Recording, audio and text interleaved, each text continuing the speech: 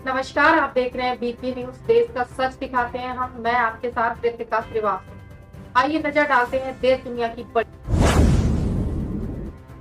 Canada में Punjabi singer AP Dhillon के घर के बाहर हुई फायरिंग का वीडियो आया सामने। फायरिंग की जिम्मेदारी लॉरेंस गोल्डी और रोहित गोदारा गैंग ने ली थी। घटना की जिम्मेदारी सोशल मीडिया पर पोस्ट के माध्यम से ली गई थी। कनाडा में पंजाबी सिंगर एपी ढिल्लो के घर के बाहर फायरिंग मामले में कनाडा पुलिस ने एक शख्स को गिरफ्तार किया है।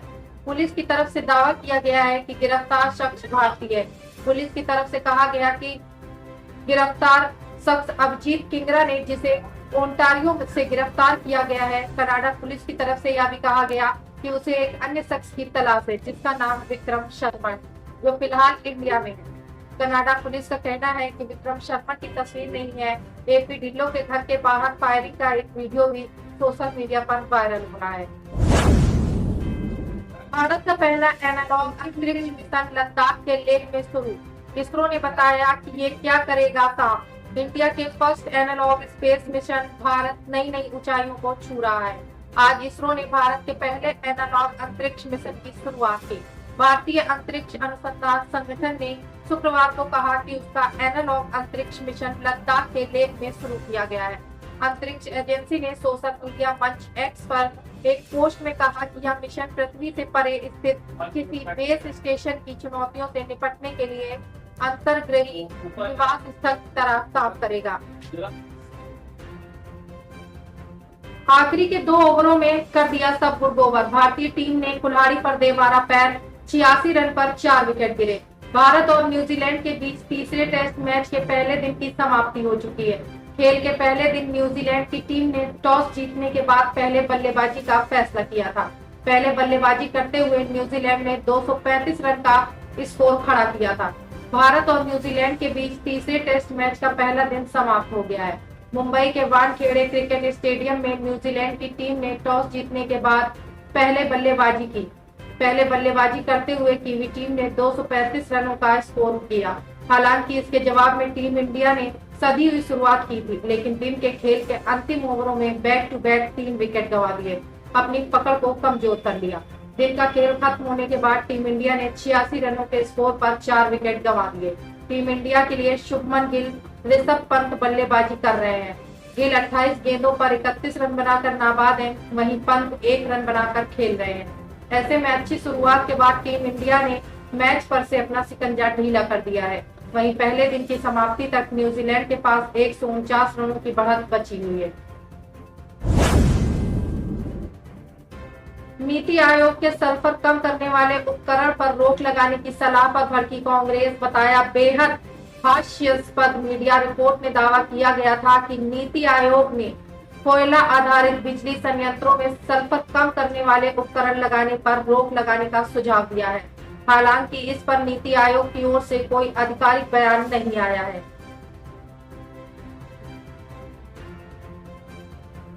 दिवाली पर राहुल गांधी ने पहले ही घर की पुताई फिर कुम्हार के घर जाकर बनाए दिए। 9 मिनट से अधिक लंबे इस वीडियो को यूट्यूब पर पोस्ट करते हुए पूर्व कांग्रेस अध्यक्ष राहुल गांधी ने लिखा कि खास लोगों के साथ एक यादगार दिवाली। मैंने इस दिवाली को कुछ चित्रकार भाइयों के साथ काम करके और एक कुम्हार परिवार के साथ मिट्टी के दिए बनाकर मनाया। शाहजहांपुर जनपद के थाना खुटार क्षेत्र में रिश्तों को तार-तार करने की घटना सामने आई है। यहाँ नाती ने बुजुर्ग नानी को जान से मारने की धमकी देते हुए उनसे दुष्कर्म किया है। पीड़िता की पुत्री ने आरोपी के खिलाफ रिपोर्ट दर्ज कराई है। पुलिस ने आरोपी को गिरफ्तार कर लिया है। बिहार के मोतिहारी में पुलिस वालों की लाठी डंडे से पिटाई, उपद्रवियों ने कई का सिर फोड़। बिहार के मोतिहारी में कुछ उपद्रवियों ने पुलिस टीम पर हमला कर दिया।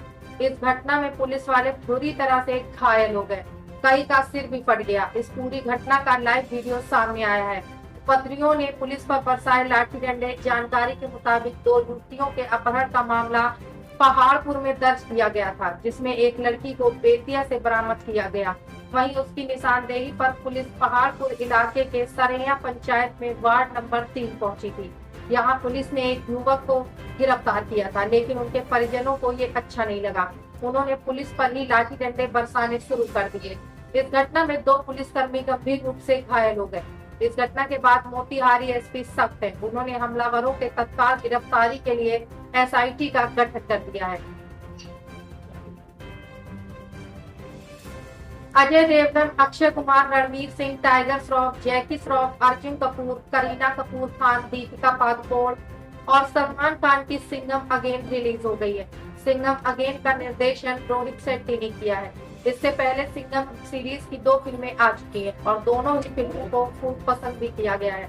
लेकिन इस बार सिंघम अगेन में कैमियो की बहार और बॉलीवुड के 9 दिग्गज सितारे फिल्म में जौहर दिखाते नजर आ रहे हैं। आइए जानते हैं कि कैसी है फिल्म। अजय देवगन की बेहद खराब एंट्री देखने को मिलती है और एक्शन सीन बचकाना लगता है, जबकि एक्शन सीन के नाम पर शोर और बेतुका एक्शन। उनकी डायलॉग डिलीवरी भी निराश करती है। अजय देवगन सिंघम के रोल में एकदम अलग है, न पहले जैसी आग है और न ही पहले जैसा जोश। कहानी भी यहाँ वहाँ जा रही है। सिंघम पूरी तरह से एवेंजर्स से प्रेरित है। जिस तरह से एवेंजर्स सुपर हीरोज की फौज है, वैसे ही शिवा स्क्वाड इंडिया के सारे सिंघम की फौज है।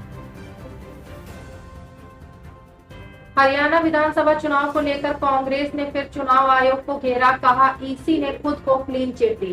कांग्रेस ने कहा कि चुनाव आयोग का यह लक्ष्य है कि वह अपने तटस्थ स्वरूप को पूरी तरह खत्म करना चाहता है, तो वह इस दिशा में जबरदस्त रूप से आगे बढ़ रहा है। बढ़ते एकाधिकार का अस्थिर आर्थिक वृद्धि और बेरोजगार संकट को सीधा संबंध, कांग्रेस का केंद्र पर हमला। कांग्रेस के प्रभारी संचार महासचिव जयराम रमेश ने कहा कि आप क्रोनोलॉजी समझिए। साल 2022 की सितंबर में मोदानी ने अंबुजा सीमेंट और एसीसी का अधिग्रहण किया, जिससे वह देश की दूसरी सबसे बड़ी सीमेंट कंपनी बन गई। बेबी जॉन रिलीज से पहले करण ने बेबी जॉन को बताया ब्लॉकबस्टर, बोले हेलवा right Christmas blockbuster alert. Diwali के शुभ अवसर पर निर्माताओं ने वरुण धवन के प्रशंसकों को दिवाली के गिफ्ट के रूप में बेबी जॉन के मोशन पोस्टर की एक झलक दिखाई, जिसे देखने के बाद फिल्म को लेकर प्रशंसकों का उत्साह अधिक बढ़ गया है। मोशन पोस्टर में बेबी जॉन का गाना भी बैकग्राउंड में बजता सुनाई दिया है, जिसे लेकर प्रशंसक और सेलेब्स लगातार इस पर अपनी प्रतिक्रिया साझा कर रहे हैं। एलएसी पर चीनी सैनिकों से मिले केंद्रीय मंत्री किरेन रिजिजू। केंद्रीय मंत्री किरेन रिजिजू ने शुक्रवार को भारत चीन के बीच वास्तविक नियंत्रण रेखा पर चीन के सैनिकों से बात की। इस दौरान उन्होंने चीन से सैनिकों से कुछ सवाल भी पूछे, साथ ही भारतीय सैनिकों के साथ दिवाली मनाई। केंद्रीय मंत्री का चीनी सैनिकों से बात करते हुए वीडियो सोशल मीडिया पर वायरल हो रहा है। दिवाली के अगले ही दिन सुबह सुबह लोगों को महंगाई का बड़ा झटका लगा। 19 किलो एलपीजी कॉमर्शियल सिलेंडर की कीमत 62 रुपए बढ़ा दी गई है। पूर्व राष्ट्रपति डोनाल्ड ट्रंप ने भी दिवाली की शुभकामनाएं दी। दिवाली पर आया खेसारी लाल का छठ पूजा का गीत, फैन बोले अब छठ पूजा पर यही गाना बजेगा। हर तरफ दिवाली की धूम है, वहीं बिहार प्रांत में दिवाली के साथ ही छठ पूजा की तैयारियां शुरू हो गई हैं। महापर्व कहे जाने वाले इस पर्व में सूर्य देव की पूजा आराधना की जाती है। पर्व से पहले भोजपुरी एक्टर खेसारी ने छठ गीत रिलीज किया है। खेसारी के इस गाने का नाम है बिहारी पिया। आज दिवाली के अवसर पर खेसारी ने का यह गाना आया है। आम की गुठली से बनी दलिया खाने से 2 महिलाओं की मौत, 6 की हालत गंभीर। डॉक्टर को फूड पॉइजनिंग का है संदेह। ओडिशा के कंधमाल जिले में आम की गुठली से बनी दलिया खाने से कम से कम 2 महिलाओं की मौत हो गई है। पुलिस ने शुक्रवार को इस घटना की जानकारी दी। उन्होंने बताया कि इस दलिया को खाने से 6 अन्य बीमार भी हो गए हैं। एक अधिकारी ने कहा कि दरिंगबाड़ी ब्लॉक के पंटी पंखा गांव में आम की गुठली से बनी दलिया दूध या पानी से जई उबालकर बनाया जाने वाला एक साधारण डिश है।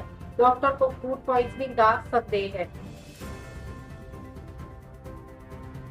हेमंत सोरेन की उम्र पर बवाल, भाजपा के निशाने पर सीएम पूछा 5 साल में कैसे 7 साल बढ़ गई आयु। महाराष्ट्र के साथ साथ झारखंड में भी विधानसभा चुनाव होने हैं। चुनाव जीतने के लिए राजनीतिक दल लगातार कमर कसे हुए हैं। इस बीच झारखंड के मुख्यमंत्री हेमंत सोरेन की उम्र को लेकर एक नया विवाद शुरू हो गया है।